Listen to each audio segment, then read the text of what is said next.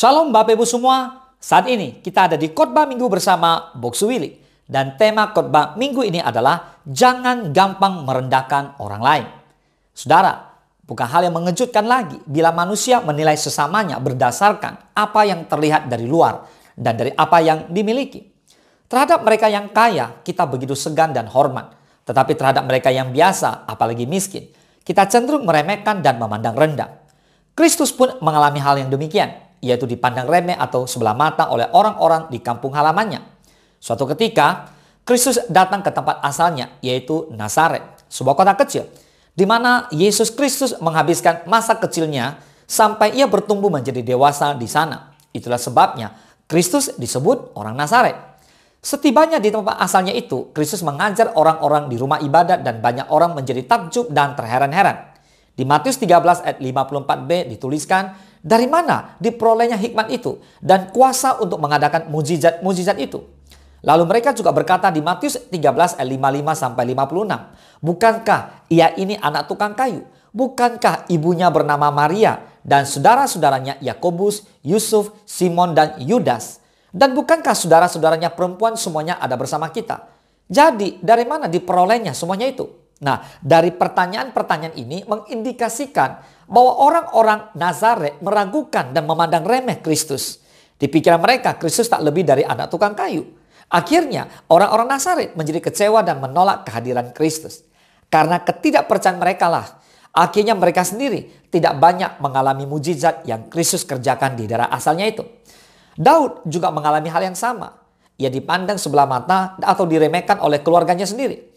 Ketika Samuel mencari anak-anak Isai untuk diurapi menjadi raja, Isai mengedepankan anak-anaknya yang dipandang layak menurut penilaian jasmania untuk menjadi raja dan mengesampingkan Daud. Di 1 Samuel 16 ayat ke-7 dikatakan, tetapi berfirmanlah Tuhan kepada Samuel, janganlah pandang parasnya atau perawakan yang tinggi, sebab aku telah menolaknya. Bukannya dilihat manusia yang dilihat Allah. Manusia melihat apa yang di depan mata, tetapi Tuhan melihat hati. Katakan amin. Jadi kita harus ingat, bukannya dilihat manusia yang dilihat Tuhan. Sebab manusia melihat apa yang ada di depan mata, tetapi Tuhan melihat hati. Amin. Bukankah banyak orang Kristen bersikap demikian? Yaitu suka sekali membeda-bedakan orang berdasarkan status sosialnya atau melihat rupa. Saudara, memandang rendah orang lain sama artinya menghina Tuhan atau Sang Pencipta. Hati-hati, jangan gampang merendahkan orang lain. Kelebihan yang kita miliki hendaknya tidak kita pamerkan untuk merendahkan orang lain. Belajarlah bersikap rendah hati akan membantu kita menghargai kelebihan dan kekurangan orang lain. Amsal 29 ayat 23 berkata, keangkuhan merendahkan orang, tetapi orang yang rendah hati menerima pujian. Pertanyaan saya, Bapak Ibu semua mau menjadi hamba Tuhan yang sombong atau rendah hati? Jika Bapak Ibu angkuh sombong, maka direndahkan orang. Tapi hari ini kalau saudara rendah hati, maka jadilah hamba Tuhan yang rendah hati akan mendapatkan pujian. Katakan amin. Lukas 14 ayat ke-11. Sebab barang siapa meninggikan diri, ia akan direndahkan. Dan barang siapa merendahkan diri, ia akan ditinggikan. Amin. Secara naluriah, manusia ingin dipuji, diperhatikan, dan diprioritaskan.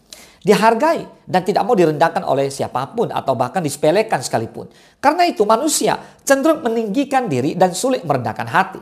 Di zaman keras seperti ini, sulit menemukan orang yang rendah hati. Karena kebanyakan orang berpikir bahwa kerendahan hati itu identik dengan kelemahan, di mana pamor atau gengsi akan turun. Nah, justru kerendahan hati sesungguhnya adalah sifat bijak dalam diri seseorang yang membuat ia dapat memposisikan dirinya sama dengan orang lain.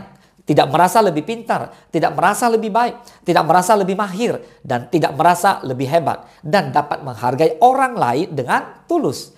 Inilah sifat yang harus kita miliki sebagai pengikut Kristus. Sebab Tuhan Yesus sendiri telah memberikan teladan hidup. Di Filipi 2 ayat 6-11 dikatakan, yang walaupun dalam rupa Allah tidak menganggap kesetaraan dengan Allah itu sebagai milik yang harus dipertahankan. Melainkan telah mengosongkan dirinya sendiri dan mengambil rupa seorang hamba dan menjadi sama dengan manusia. Dan dalam keadaan sebagai manusia, ia telah merendahkan dirinya dan taat sampai mati, bahkan sampai mati di kayu salib. Itulah sebabnya Allah sangat meninggikan dia dan mengaruniakan kepadanya nama di atas segala nama. Supaya dalam nama Yesus bertekuk lutut segala yang ada di langit dan yang ada di atas bumi dan yang ada di bawah bumi. Dan segala lidah mengaku Yesus Kristus adalah Tuhan bagi kemuliaan Allah Bapa. Katakan amin. Lawan kesombongan adalah kerendahan hati. Rendah hati adalah kualitas yang seharusnya ada dalam diri orang percaya, terlebih bagi para pemimpin rohani. Amsal 22 ayat 4 dikatakan ganjaran kerendahan hati dan takut akan Tuhan adalah kekayaan, kehormatan, dan kehidupan. Jadi artinya kalau saudara hidup dalam kerendahan hati dan takut akan Tuhan, saudara bisa menerima kekayaan, kehormatan, dan kehidupan yang dahsyat yang datangnya hanya dari satu sumber, yaitu apa? Tuhan kita Yesus Kristus. Katakan amin.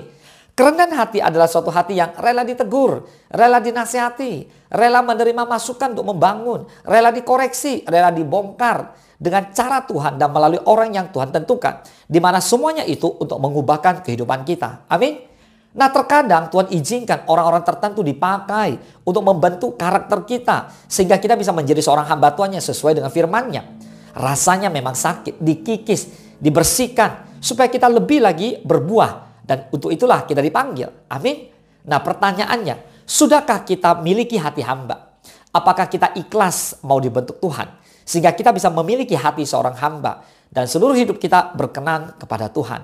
Catat baik-baik, jangan gampang merendahkan orang lain. Jadilah hamba Tuhan yang mengasihi Tuhan dan mengasihi sesama. Mari kita bersatu dalam doa. Bapa di dalam surga, kami bersyukur hari ini kami masih boleh mendengar firman Tuhan dan kami belajar untuk tidak gampang merendahkan orang lain.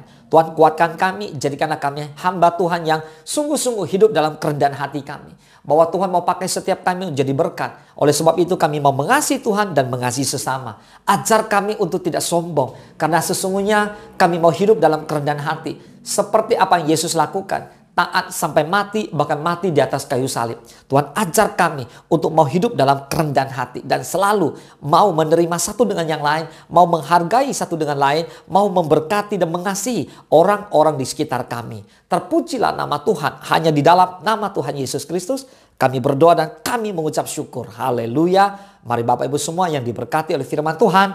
Bersama-sama kita katakan amin. Selamat hari Minggu. Tuhan Yesus memberkati.